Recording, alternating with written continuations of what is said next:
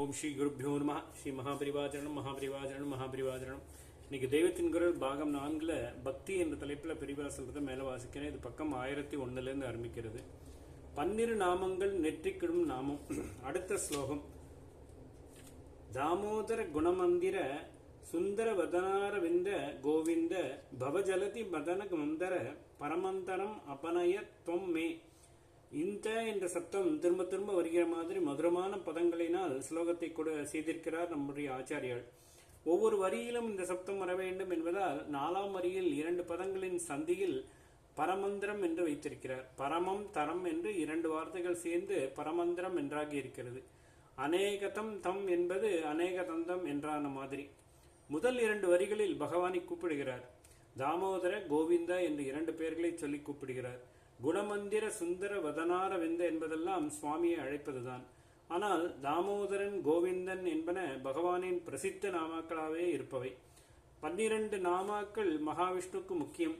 பரமேஸ்வரனுக்கு, அதாவது சிவபெருமானுக்கு பவன், சர்வன், ஈசானன், பசுபதி, உக்ரன், ருத்ரன், பீமன், மகாதேவன் என்று அஷ்டநாமாக்கள் முக்கியமாயிருப்பது போல் மகாவிஷ்ணுவுக்கு 12 சகசிரநாமம், திருசதி 300 நாமம், அஷ்டோத்திர சதம் 108 நாமம் முதலியன சொல்லி அர்ச்சனை பண்ணினாலும் முடிவில் இந்த அஷ்டநாமாவையோ துவாதச, அதாவது 12 நாமாவையோ சொல்லி முறையே ஈஸ்வரனையும் பெருமாளையும் அர்ச்சனை பண்ண வேண்டும். அஷ்டோத்திரம் முதலியன பண்ண முடியாத போது இந்த 8 அல்லது 12 நாமாக்களை மட்டும் மனசார சொல்லி அர்ச்சனை பண்ணினால் போதும் என்று சொல்லியிருக்கிறது. பிள்ளையாருக்கும் இப்படி விசேஷமான நாமாக்களாக 16 சொல்லியிருக்கிறது. மகாவிஷ்ணுக்கு துவாதச நாமாக்கள் முக்கியமானவை. வைஷ்ணவர்களாக இருக்கப்பட்டவர் நெற்றியில் போட்டுக்கொள்வதை நாமம் என்று சொல்கிறோம். இந்த பேர் எப்படி வந்தது? வைஷ்ணவர், சைவர், ஸ்மார்த்தர், மார்பர் யாவரும் நெற்றியில் மட்டுமில்லாமல் மார்பு, வயிறு, புஜம், மணிக்கட்டு முதலான இடங்களில் நாமமோ விபூதியோ கோபிச்சந்தனமோ இட்டுக்கொள்ள வேண்டும். ஆச்சார சீலர்கள் இப்படியே இன்றைக்கும் செய்கிறார்கள். இப்படி 12 இடங்களில் நாமம் போட்டுக்கொள்ள வேண்டும். துவாதச நாமம் போட்டுக்கொண்டு வந்தார் என்று சொல்கிறோம்.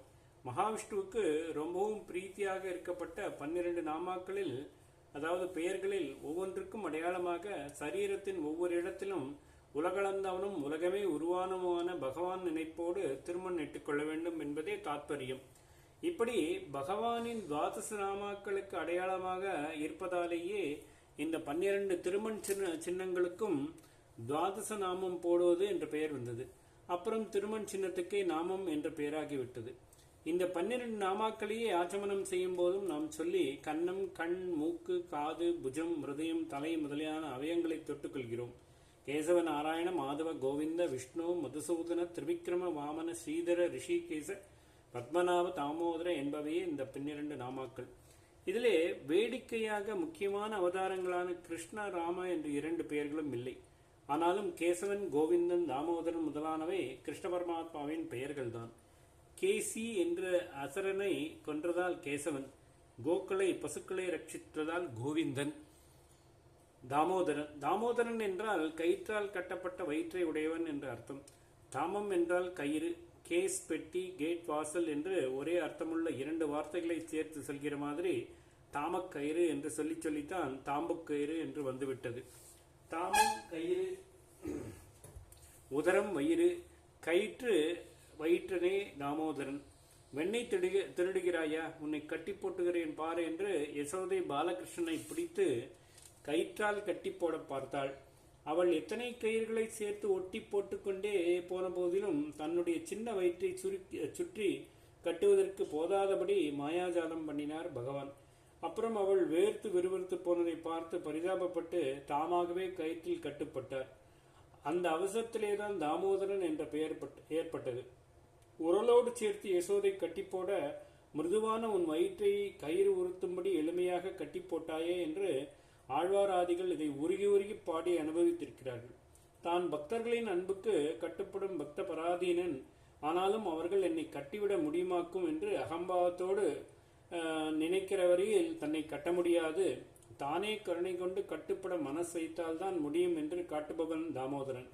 பிற்பாடு பாரத யுத்தம் ஏற்படுவதற்கு முன் சுவாதீன பிரேமையில் சகாதேவன் உன்னை கட்டி போடுகிறேன் பார் என்று சவால் விட்டபோது அவன் நிஜமாகவே கட்டி போடும்படியாகவும் பகவான் நின்று இருக்கிறான். தாமோதரனாக இருக்கும்போது இந்த ஷட்பதி ஸ்தோத்திரத்தில் ஆரம்பித்து வலியுறுத்தி வந்துள்ள வினயத்தோடு கூடிய பக்தியை எடுத்து காட்டியிருக்கிறான். தாயை குடல் விளக்கம் செய்து தாமோதரனை என்று ஆண்டாள் சொல்லியிருக்கிறாள். தன்னை தரித்த தாயாரான தேவகியின் குடலை தன்னுடைய கர்ப்பவாசத்தால் பரிசுத்தி பண்ணிவிட்டான் என்பது அவள் சொல்வதற்கு அர்த்தம். எவனாவது குடலுக்கு வெளியே மேல் பக்கம் தாம்புக்கயிர் போட்டு வளர்ப்பு தாய் யசோதை புண்ணாக அழுக்காக ஆகும்படி செய்தாலோ அவன் தன் ஜனக மாதாவின் குடலை தன்னுடைய வாசத்தாலேயே தூய்மை செய்தவனாக்கும் என்று காட்டியிருக்கிறார். அதாவது எவனது குடலுக்கு வெளியிலே மேல் பக்கம் தாம்பு கயிறை போட்டு வளர்ப்பு தாய் யசோதை புண்ணாக அழுக்காக ஆகும்படி செய்தாலோ அவன் தன் ஜனக மாதாவின் பெற்ற தாயாரின் குடலை தன்னுடைய வாசத்தாலே தூய்மை செய்தவனாக்கும் என்று காட்டியிருக்கிறார்.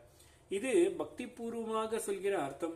பிலாசபிக்கலாக தத்துவ ரீதியில் தாம உதரன் என்றால் எல்லாவற்றுக்கும் இருப்பிடமான வயிற்றை கொண்டவன், அதாவது எல்லாவற்றையும் தன்னுள் அடக்கி வைத்திருப்பவன் என்று அர்த்தம் பண்ணுவார்கள். ஓம் ஸ்ரீ குருப்யோ நமஹ. ஸ்ரீ மகாபரிவாச்சரணம் மகாபரிவாச்சரணம் மகாபரிவாச்சரணம்.